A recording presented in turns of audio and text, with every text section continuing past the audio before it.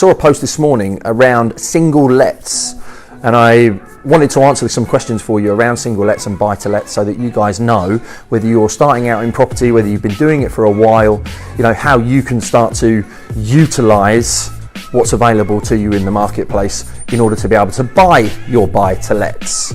So the post was relating to a housewife who currently doesn't have a job, currently doesn't have an income, been acting as a housewife and has now got some inheritance money, and ultimately is looking to invest in property. And the concern for her on her post was very much, is she going to be able to get a buy to let? Because is it dependent on her income, or are the lenders going to see that she's able to start buying property?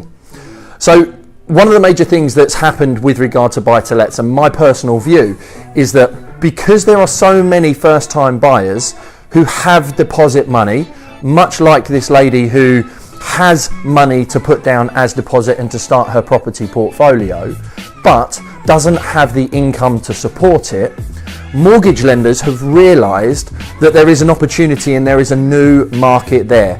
Because if somebody wanted to buy their home, everything, i.e. the home that they want to live in, everything in terms of how much mortgage you can get and affordability is based on your own income, the job that you do, whether you're employed, whether you're self-employed, whether you're a contractor. A residential property is all based on your income.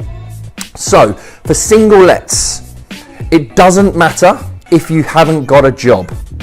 It doesn't matter if you haven't got an income. And the reason for that is because the way in which the mortgage amount is calculated is based on the rental income that the property is going to achieve.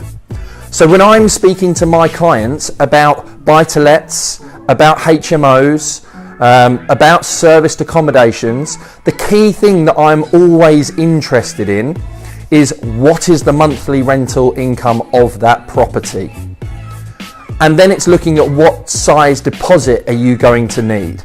You know, minimum is 15%. Ideally 20. My personal preference is 25 because it opens up the whole market. But the key things is the rental income dictates the mortgage amount that you are going to get on your single let properties.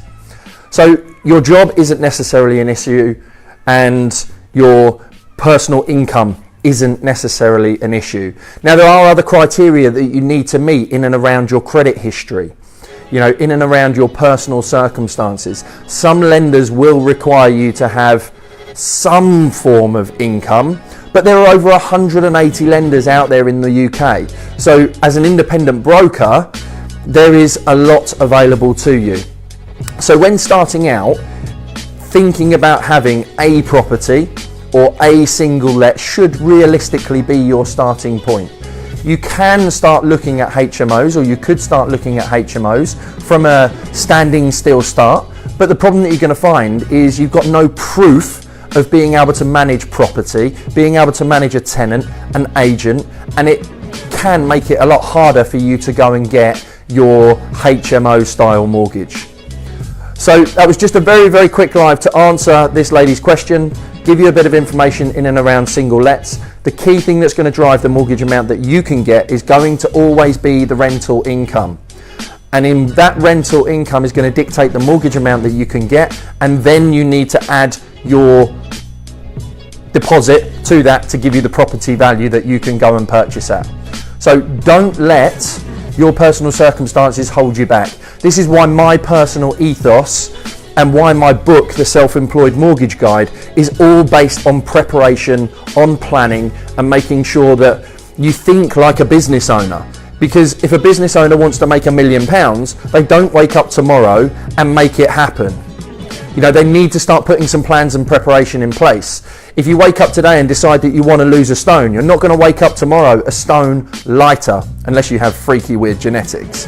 But you need to put a plan in action to be able to lose that weight over a 12, 13, 14 week period. It's exactly the same with buying a property. If you don't know if you know where you're going, but you have no plan to get there, you're unlikely to reach it. So I hope that helps. Any questions, then feel free to comment below. and I'll be more than happy to answer them, do further lives, give you the information that you need to fast track your success in building your property portfolio, no matter what your strategy is, whether it is single lets, whether it is HMOs, serviced accommodation, land developments, property developments. I am a mortgage broker, I am approved by Progressive, but I am also an investor myself, and I'm currently doing land developments and property development. So have a good day, and I shall see you again soon.